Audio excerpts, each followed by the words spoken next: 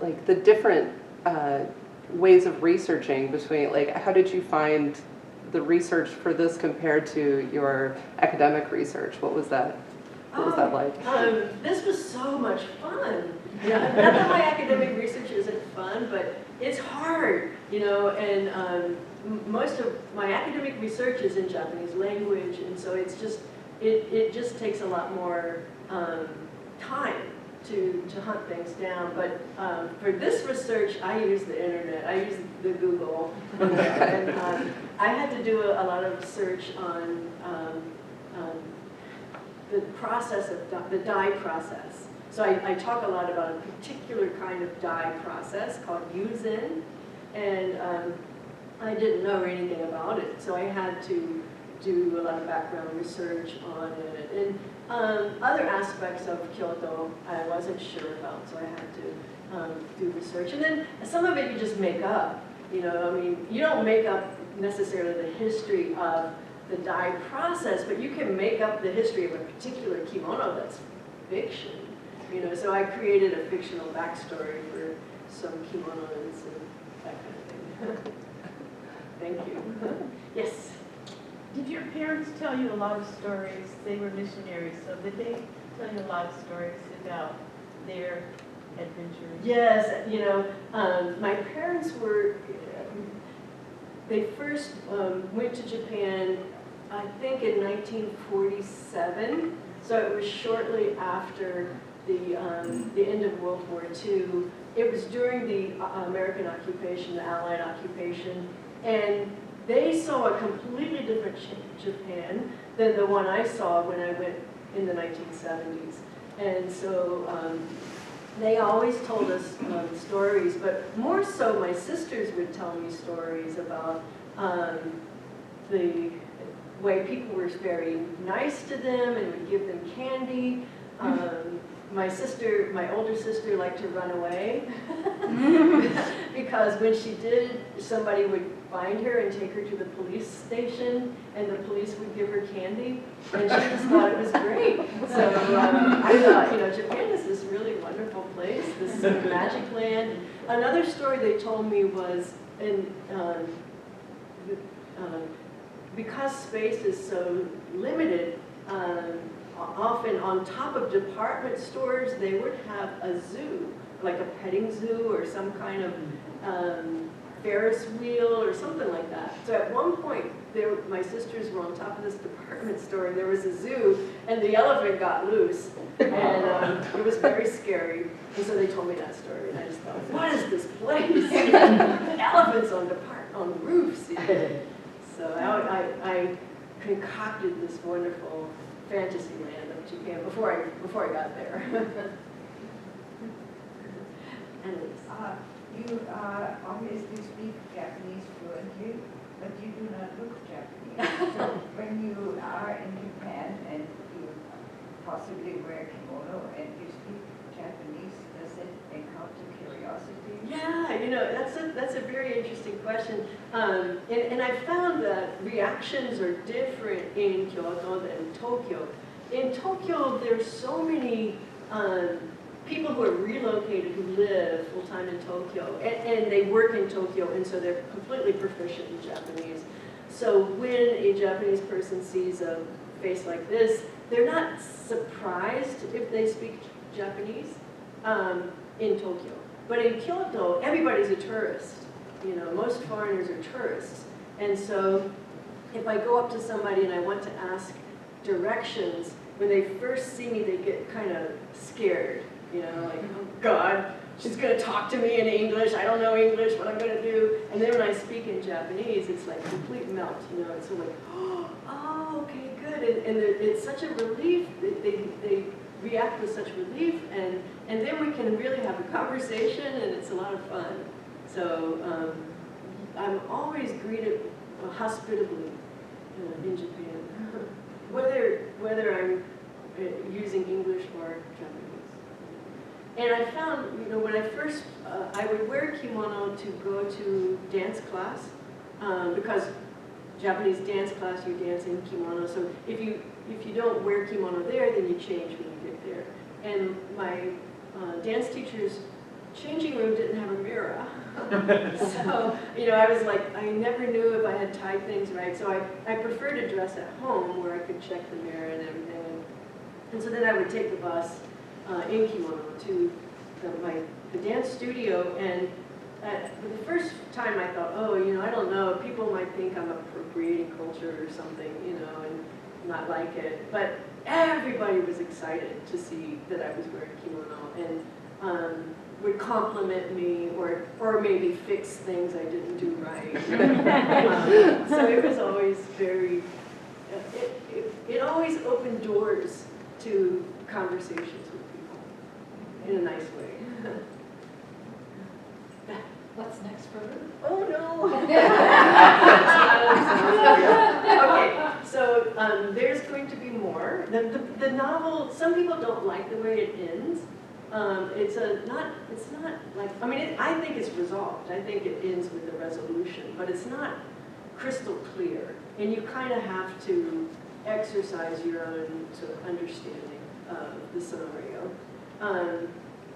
So there will be another part. It's not necessarily picking up where that one left off, but Ruth, wherever she goes, sadly, people die.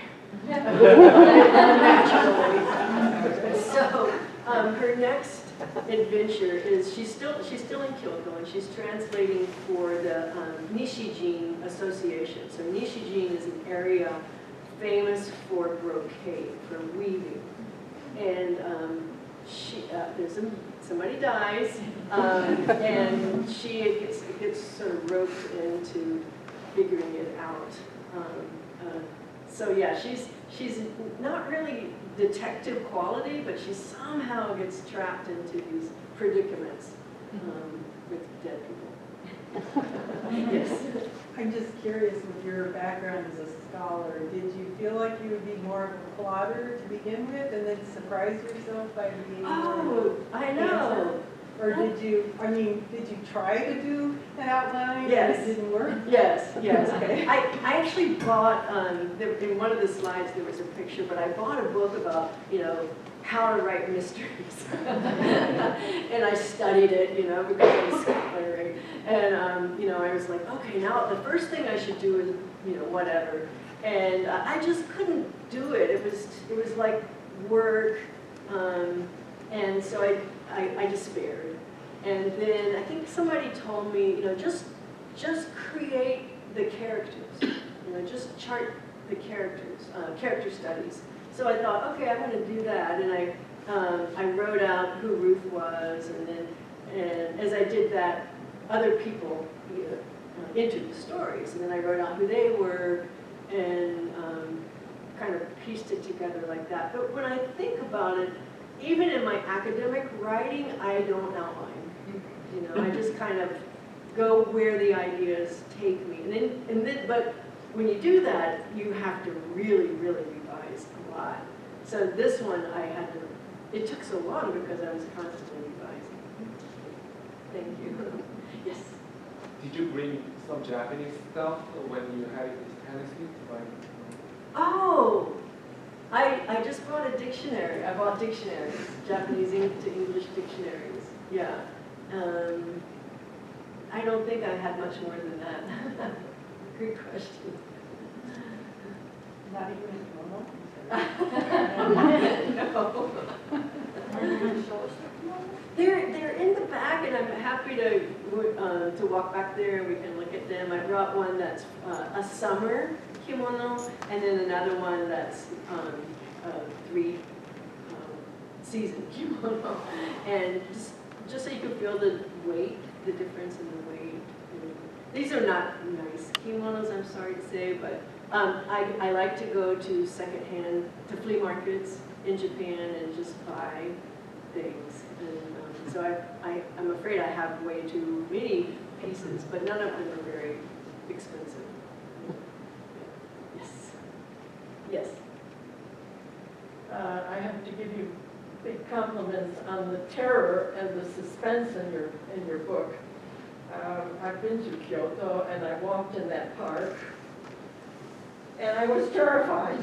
Oh no! With that scene where what's gonna happen, what's gonna happen? But she's being chased. Yeah, and the thing with, was it a tunnel or something? Yes, Very well done. thank you. I have gone back to that place to look for the tunnel and I've never found it. I swear it's there. Thank you, I'm glad it gave you suspense. Your Yes. pictures of the coyote, sorry, the kimono, Uh-huh. when they were painting, Yeah. are they all painted by hand? No, some of them are woven, so different thread. The pattern is woven in, and some of them are painted.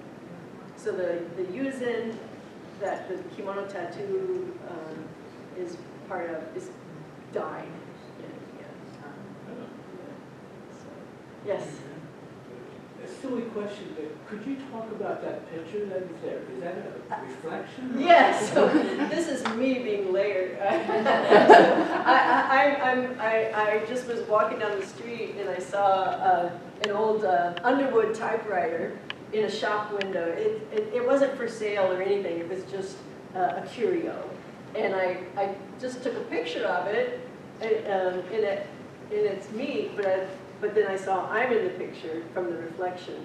So I thought this went to the theme of layering.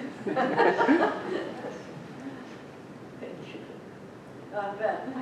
Just one more question. You have a really great relationship with your publisher, am I correct? You have Yeah. a positive experience? Yeah.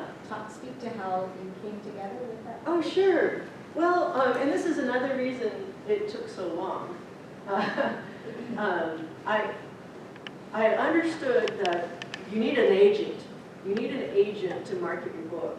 And so once I had a draft, I started to approach agents, emailing them and making my pitch, and it's quite elaborate, and some agents want you to send the first 10 pages, some want the first 50 pages, and every agent has a different formula that you need to meet, and I would get pretty far along, they would ask to see more, and so I would send them more, and each step of this process could be 1 month or 3 months or 6 months, and so I would wait, and then the answer would come back, we're gonna pass. We're gonna pass, and mostly the agents were saying, you're right, you're okay, but we don't know how to sell this. And the problem was it's not formulaic, it's not really a mystery, it's more than a mystery. It's kind of literary fiction, but it's also a mystery. So it doesn't fit anybody's formula. And if an agent doesn't understand the formula, they can't market it. And so then they don't want to have it they don't want to drag it around. So they would pass. And finally, and that went on for 2 years. And each time, I would get close and they'd pass, I would think, well, I gotta revise this, I gotta rewrite it, it's crap. And a teacher, a creative writing teacher said, don't do that, just keep trying. And so finally I said, okay, I'm just gonna go to a publisher. Skip the agent, skip the middleman, just go to a publisher. So there were a lot of independent publishing houses. And this one, Brother Mockingbird, is located in Mississippi. They advertise that they like Southern writers. I'm going like, well, North Carolina? I don't, am I Southern? I don't know.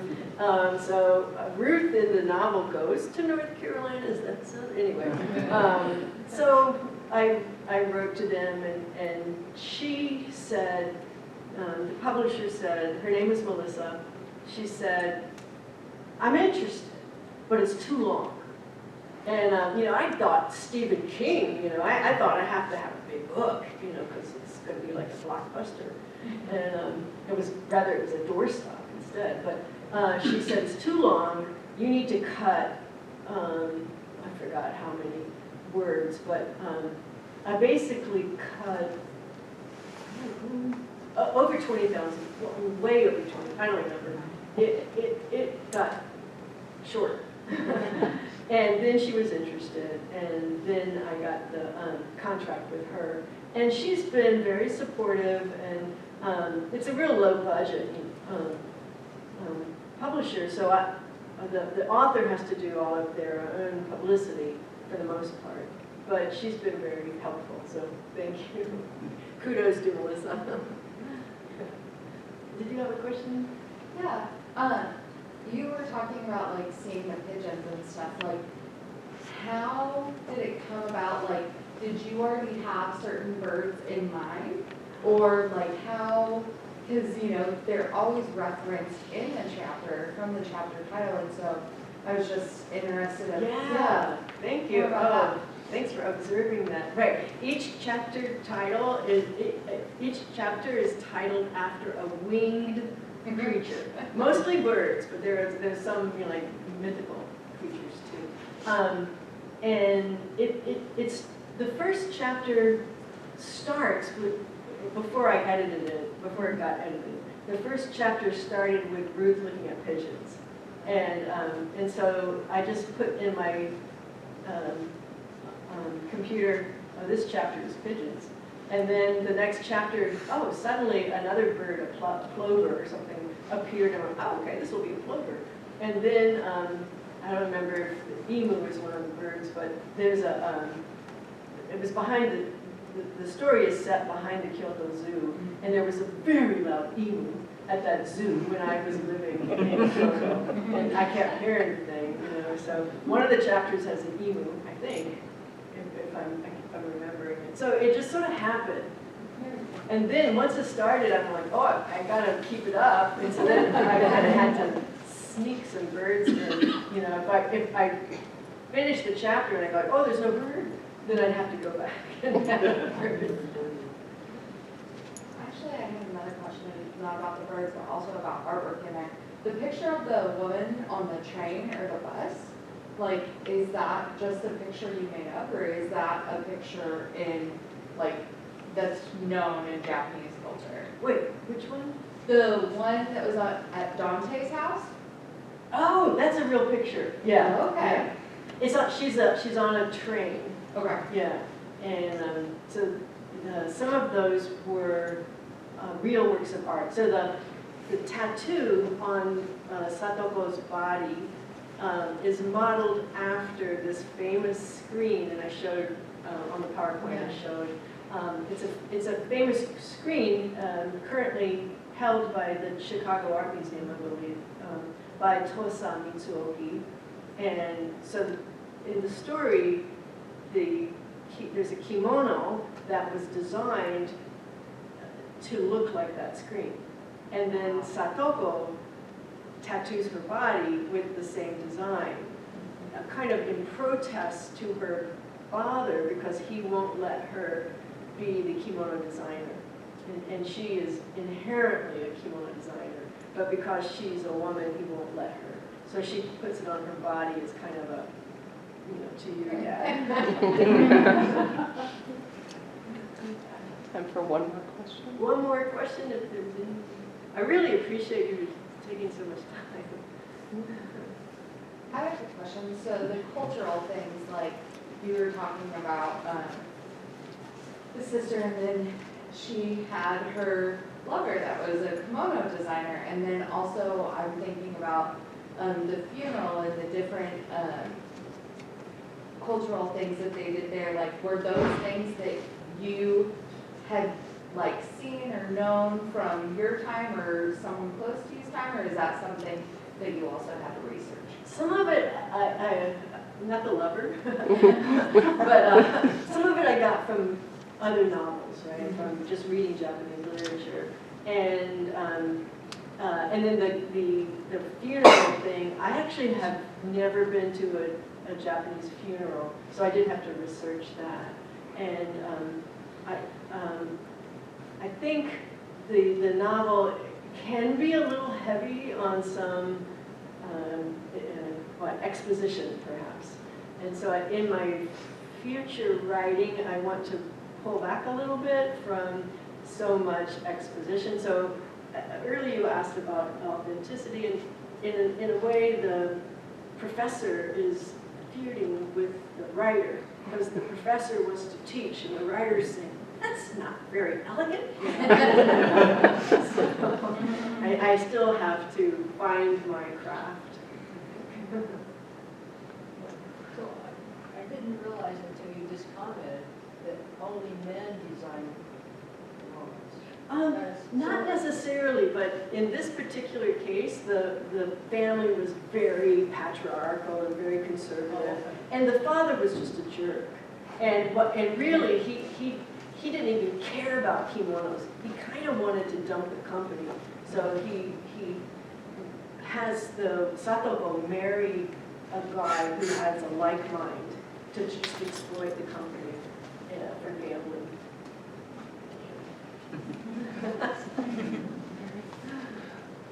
Well, thank you so Thank much, you. everyone. And thank you to Rebecca. This was a wonderful, wonderful discussion. I know the kimonos are back here if people want to take a look, and there are a few books if you'd like to purchase and sign.